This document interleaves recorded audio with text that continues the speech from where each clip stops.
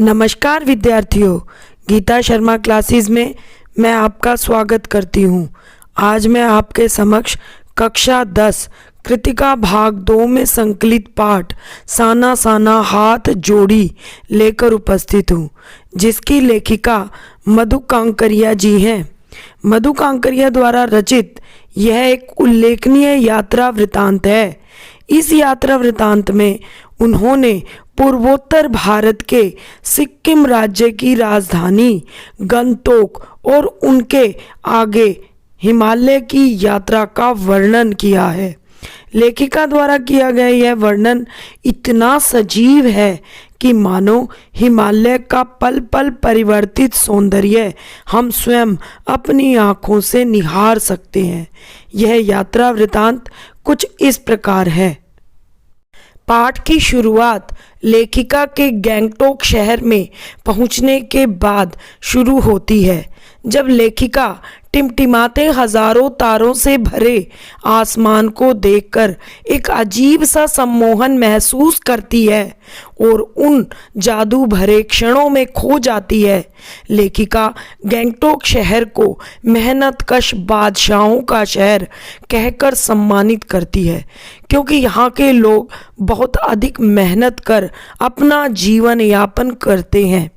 तारों भरी खूबसूरत रात देखने के बाद अगली सुबह एक नेपाली युवती द्वारा सिखाई गई प्रार्थना साना साना हाथ जोड़ी गर्दऊ प्रार्थना हमरो जीवन तिमरो कौशैली, यानी छोटे छोटे हाथ जोड़कर प्रार्थना कर रही हूँ कि मेरा सारा जीवन अच्छाइयों को समर्पित हो, वो ऐसा करने लगती है। प्रार्थना करने के बाद वह युमथांग की ओर चलने से पहले हिमालय की सबसे बड़ी चोटी कंचनजंगा को देखने अपनी बालकनी में पहुंचती है। बादल होने के कारण उन्हें कंचनजंगा की चोटी तो दिखाई नहीं देती, लेकिन सामने बगीचे में खिले ढेरों फूलों को देखकर काफ़ी खुश हो जाती है। उसके बाद लेखिका गंगटोक शहर से 149 किलोमीटर दूर ह्यूमथांग यानी घाटियों को देखने अपने गाइड जितेन नार्गे व सहेली मणि के साथ चल पड़ती है। पाइन और धूपी के खूबसूरत नुकीले पेड़ों को देखते हुए वो धीरे धीरे पहाड़ी रास्तों से आगे बढ़ने लगती है। आगे चलते चलते लेखिका को बौद्ध धर्मावलंबियों द्वारा लगाई गई सफ़ेद पताकाएं दिखाई देती हैं। मंत्र लिखी ये पताकाएं किसी ध्वज की तरह फहरा रही थी, जो शांति और अहिंसा का प्रतीक थी।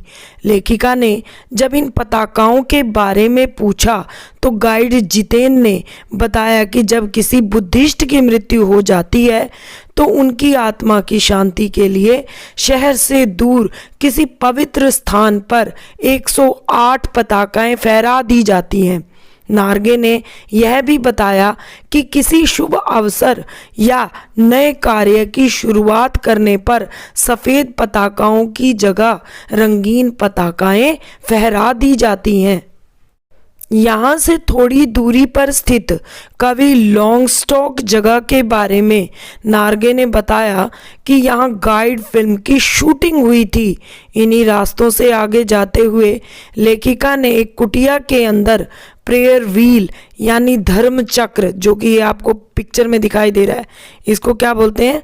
प्रेयर व्हील या धर्म चक्र कहते हैं उसको घूमते हुए देखा और उत्सुकता बस उसके बारे में जानने की कोशिश की। तब नार्गे ने बताया कि ये प्रेयर व्हील एक धर्म चक्र है, इसको घुमाने से सारे पाप धुल जाते हैं। यह सुनकर लेखिका को लगा कि पहाड़ हो या मैदान या कोई भी जगह हो, इस देश की आत्मा एक जैसी है, जो पाप और पुण्य के बारे में एक सी धारणा रखती है। जैसे जैसे लेखिका अपनी यात्रा में पहाड़ की ऊंचाई की तरफ जाने लगी, बाजार, लोग, बस्तियां सब पीछे छूटने लगे।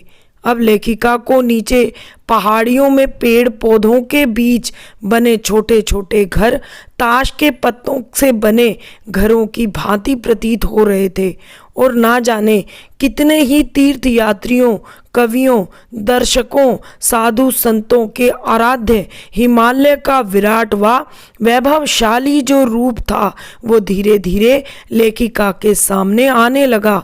अब लेखिका को हिमालय पल पल बदलता हुआ नजर आ रहा था। लेखिका अब खूबसूरत प्राकृतिक नज़ारों, आसमान छूते पर्वत शिखरों, ऊंचाई से दूध की धार की तरह झरझर गिरते जलप्रपातों, नीचे पूरे वेग से बहती चांदी की तरह चमकती तीस्ता नदी को देखकर अंदर ही अंदर रोमांचित महसूस कर रही थी। तभी उनकी जीप सेवन सिस्टर्स वाटरफॉल पर रुक गई। यहाँ पहुंचकर लेखिका को ऐसा लग रहा था जैसे उसके अंदर की सारी बुराइयां व दुष्ट वासनाएं इस झरने के निर्मल धारा में बह गई हों। यह दृश्य लेखिका के मन व आत्मा को शांति देने वाला था। धीरे धीरे लेखिका का सफर आगे बढ़ता गया और प्राकृतिक दृश्य पल पल में कुछ यूं बदल रहे थे जैसे कोई जादू की छड़ी घुमाकर इन दृश्यों को बदल रहा हो। पर्वत, झरने, घाटियों और वादियों के दुर्लभ नज़ारे कुछ बेहद खूबसूरत नजर आ रहे थे। तभी लेखिका की नज़र थिंक ग्रीन बोर्ड पर पड़ गई। सब कुछ कल्पनाओं से भी ज़्यादा सुंदर था। तभी लेखिका को जमीनी हकीकत का एक दृश्य अंदर से झकझोर गया। जब लेखिका ने कुछ पहाड़ी औरतों को कुदाल और हथौड़ी से पत्थर तोड़ते हुए देखा। कुछ महिलाओं की पीठ में बड़ी सी टोकरियां, जिसको डोको कहा जाता है, वो बंधी हुई थी जिसमें उनके बच्चे बंधे थे। मातृत्व साधना और श्रम साधना का यह रूप देखकर उनको बड़ा आघात लगा। पूछने पर उनको पता चला कि ये महिलाएं पहाड़ी रास्ता को चौड़ा करने का काम कर रही हैं और यह बड़ा ही खतरनाक काम होता है क्योंकि रास्तों को चौड़ा बनाने के लिए डायनामाइट का प्रयोग किया जाता है और कई बार इसमें मजदूरों की मौत भी हो जाती है। यह देखकर वह मन ही मन सोचने लगी, कितना कम लेकर ये लोग समाज को कितना अधिक वापस कर देते हैं। थोड़ा सा और ऊंचाई पर चलने के बाद लेखिका ने देखा कि 7-8 साल के बच्चे अपने स्कूल से घर लौटते हुए उनसे लिफ्ट मांग रहे थे। लेखिका के स्कूल बस के बारे में पूछने पर नार्गे ने हंसते हुए बताया कि पहाड़ी इलाकों में जीवन बहुत ही कठिन होता है। ये बच्चे रोज 3 से 4 किलोमीटर टेढ़े मेढ़े पहाड़ी रास्तों से पैदल चलकर अपने स्कूल पहुंचते हैं। शाम को घर आकर अपनी माँओं के साथ मवेशियों को चराने जंगल जाते हैं। जंगल से भारी भारी लकड़ी के गट्ठर सिर पर लादकर घर चलते हैं। जीप जब धीरे धीरे पहाड़ी रास्तों से बढ़ने लगी तभी सूरज ढलने लगा। लेखिका ने देखा कुछ पहाड़ी औरतें गायों को चराकर वापस अपने घर लौट रही थी। लेखिका की जीप चाय के बागानों से गुजरने लगी। सिक्किमी परिधान पहने कुछ युवतियां बागानों से चाय की पत्तियां तोड़ रही थी। चटक हरियाली के बीच सुर्ख लाल रंग डूबते सूरज की स्वर्णिम और सात्विक आभा में इंद्रधनुषी छटा बिखेर रहा था। ह्यूमथांग पहुंचने से पहले लेखिका को एक रात लायुंग में बितानी थी। लायुंग गगनचुंबी पहाड़ों के तले एक छोटी सी शांत बस्ती थी। दौड़ भाग भरी जिंदगी से दूर शांत और एकांत जगह। लेखिका अपनी थकान उतारने के लिए तीस्ता नदी के किनारे एक पत्थर के ऊपर जाकर बैठ गई। रात होने पर गाइड नार्गे के साथ अन्य लोगों ने नाचना गाना शुरू कर दिया। लेखिका की सहेली मनी ने भी बहुत सुंदर नृत्य किया।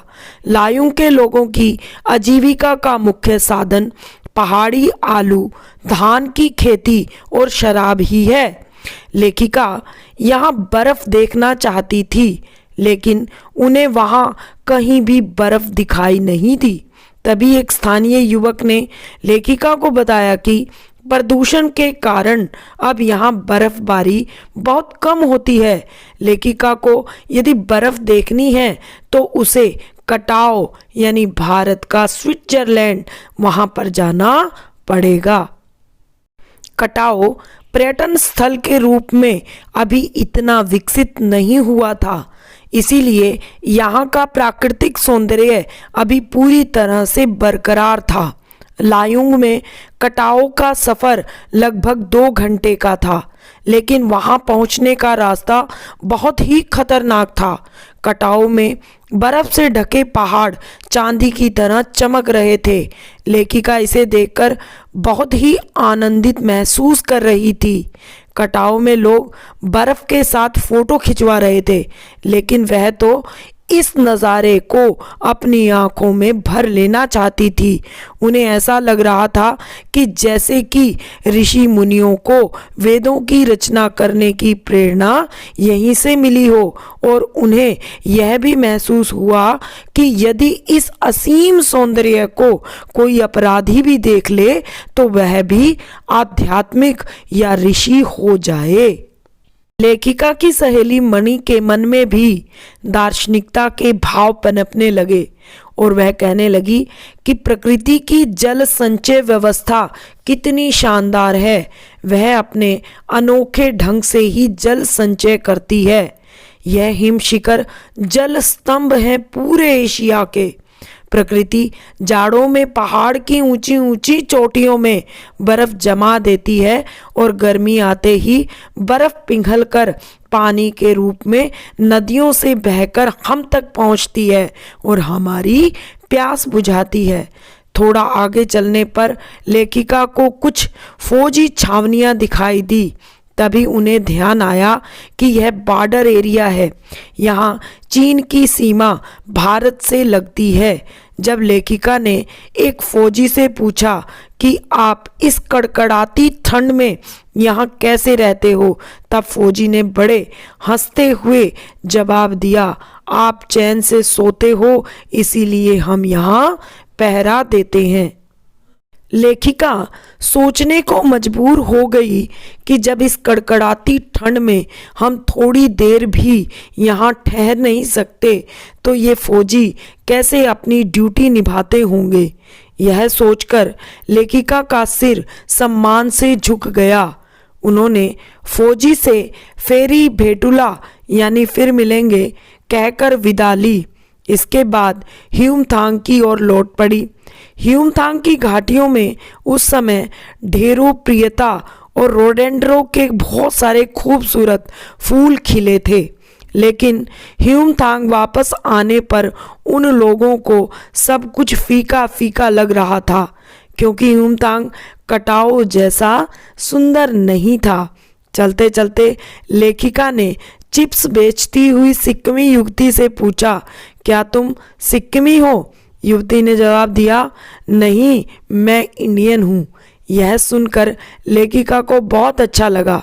सिक्किम के लोग भारत में मिलकर काफ़ी खुश हैं। दरअसल सिक्किम पहले भारत का हिस्सा नहीं था। सिक्किम पहले स्वतंत्र रजवाड़ा था, लेकिन अब सिक्किम भारत में कुछ इस तरह घुल मिल गया है कि ऐसा लगता ही नहीं कि सिक्किम पहले भारत का हिस्सा नहीं था। तब वहाँ पर पर्यटन उद्योग इतना फला फूला नहीं था। सिक्किम के लोग भारत का हिस्सा बनकर काफ़ी खुश हैं। जीप आगे को बढ़ती जा रही थी। तभी एक पहाड़ी कुत्ते ने रास्ता काट लिया। मनी ने बताया कि ये पहाड़ी कुत्ते सिर्फ चांदनी रात में ही भौंकते हैं। यह सुनकर लेखिका बहुत हैरान हुई। थोड़ा आगे चलने पर नार्गे ने लेखिका को श्री गुरु नानक देव जी के फुटप्रिंट वाला पत्थर भी दिखलाया। नार्गे ने बताया कि ऐसा माना जाता है कि इस जगह श्री गुरु नानक देव जी की थाली में थोड़े से चावल छिटक कर गिर गए थे और जहाँ तहाँ वो चावल छिटक कर गिरे वहाँ वहाँ चावल की खेती होती है। यहाँ से करीब 3 किलोमीटर आगे चलने के बाद वो खेदुम पहुँचे। यह लगभग 1 किलोमीटर का क्षेत्र था। नार्गे ने बताया कि इस स्थान पर देवी देवताओं का निवास है। यहाँ कोई गंदगी नहीं फैलाता, जो भी गंदगी फैलाता है वह मर जाता है। उसने यह भी बताया कि हम पहाड़, नदी, झरने इन सब की पूजा करते हैं, हम इन्हें गंदा नहीं करते। लेखिका के यह कहने पर कि तभी गैंगटोक शहर इतना सुंदर है, नार्गे ने लेखिका को कहा, मैडम गैंगटोक नहीं गंतोक कहिए, जिसका अर्थ है पहाड़। उसने आगे बताया कि सिक्किम के भारत में मिलने के कई वर्षों बाद भारतीय आर्मी के कप्तान शेखर दत्ता ने इसे पर्यटन स्थल, टूरिस्ट स्पॉट बनाने का निर्णय लिया। इसके बाद से ही सिक्किम में पहाड़ों को काटकर रास्ते बनाए जा रहे हैं। नए नए पर्यटन स्थलों की खोज जारी है। लेखिका ने मन ही मन सोचा कि इंसान की इसी असमाप्त खोज का नाम ही तो सौंदर्य है। मधु कांकरिया का यह यात्रा वृतांत साना साना हाथ जोड़ी यहीं समाप्त होता है। आशा है यह वीडियो आपको पसंद आई होगी। यदि पाठ से संबंधी किसी भी प्रकार की कोई कठिनाई है तो कमेंट बॉक्स में कमेंट करके मुझसे पूछ सकते हैं। अलग अलग कक्षाओं की वीडियो को देखने के लिए हमारे चैनल को सब्सक्राइब करें, वीडियो को लाइक करें तथा अधिक से अधिक लोगों को शेयर करें। वीडियो देखने के लिए आपका बहुत बहुत धन्यवाद। आपका बहुत बहुत आभार।